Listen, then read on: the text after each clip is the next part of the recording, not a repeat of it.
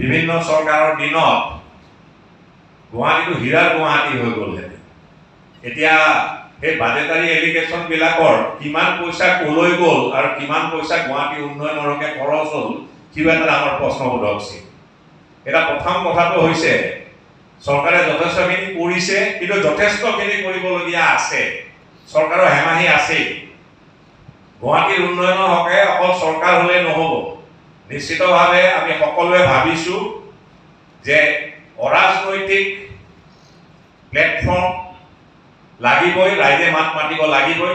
চৰকাৰে ভাল কাম কৰিলে বাহ দিব লাগিব আৰু বেয়া কাম কৰিলে নিশ্চিতভাৱে ধিক্কাৰ দিব লাগিব আৰু দৰকাৰ হ'লে ৰাজপথলৈ ওলাব লাগিব।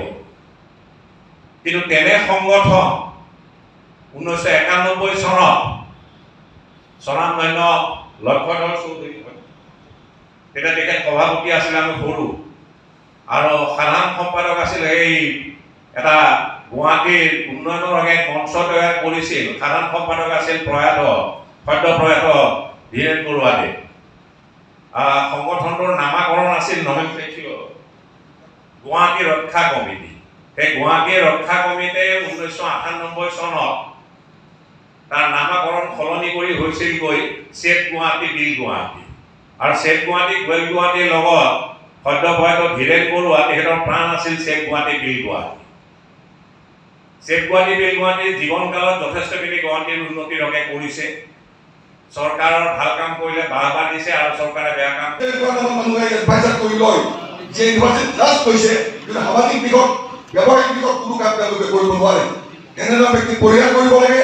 আৰু গুৱাহাটীৰ যিসকল আজি বিভিন্ন অঞ্চলৰ পৰা যিসকল বিশিষ্ট ব্যক্তি ইয়াত আছে, এইসকল ব্যক্তিৰ নেতৃত্বত যিবিলাক কাম হৈ আছে, তেওঁলোকৰ লগত ৱাৰ্ড বেচিছ যদি আলোচনা কৰিলেহেঁতেন আজি সমস্যাটো কেতিয়াও নহ'লহেঁতেন। সেই মই বিষয়ে দীঘলীয়া নকৰোঁ। ছেভ গুৱাহাটী বিল গুৱাহাটীৰ আজি বৰ্তমান পৰিস্থিতিটো বেলেগ। আজিৰ যিটো নাগৰিক মঞ্চ, গুৱাহাটী নাগৰিক মঞ্চ গঠন কৰা হ'ব, এইখনত সমূহ ৱাৰ্ডৰ প্ৰতিটো ৱাৰ্ডৰ পৰা যাতে প্ৰতিনিধিত্ব থাকিব পাৰে, তাৰ বাবে এইখন সভা আহ্বান কৰা হৈছে। আৰু আগন্তুক দিনত যাতে গুৱাহাটী নাগৰিক মঞ্চৰ জৰিয়তে যিখন প্ৰস্তুতি কমিটি গঠন কৰা হ'ব, পিছলৈ পূৰ্ণাংগ কমিটি গঠন কৰা হ'ব। এই কমিটি গঠন কৰাৰ সময়ত সকলোৱে চকু ৰাখিব লাগিব, তাতে এনেধৰণৰ ব্যক্তিসকলক লগত লওক যিসকলে অন্ততঃ কেৱল ভগুৱাই কাম আদায় কৰিব পাৰে। যেনেকৈ আমাৰ ছেভ গুৱাহাটী বিল গুৱাহাটী জায়গা পানী যিবোৰ আপোনালোকে পাই আছে, আমি প্ৰেচাৰ কৰোঁ। কিন্তু 2000 আৰু 2009 চনত আমি 9জনীয়া প্ৰতিনিধিত্ব দল গৈছিলোঁ। ইয়াতে সমবেত হৈছোঁ। এই গুৱাহাটীৰ এই যিটো ভীতি, এই ভীতিটো গুচাবলৈ আমাৰ বৰুৱা ডাঙৰীয়াই আজীৱন চেষ্টা কৰি থৈ গৈছে। আৰু আপোনালোক আমি সকলোৱে যদি লগ হওঁ, তেতিয়াহ'লে এই ভয় আমি গুচাব পাৰিম। এই বিপদ আমি সম্পদলৈ ৰূপান্তৰিত কৰিব পাৰিম।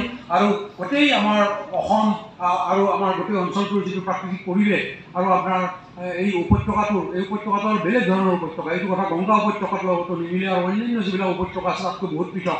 এই উপত্যকাটো খুব সুন্দৰভাৱে বুজি লৈ পেলাই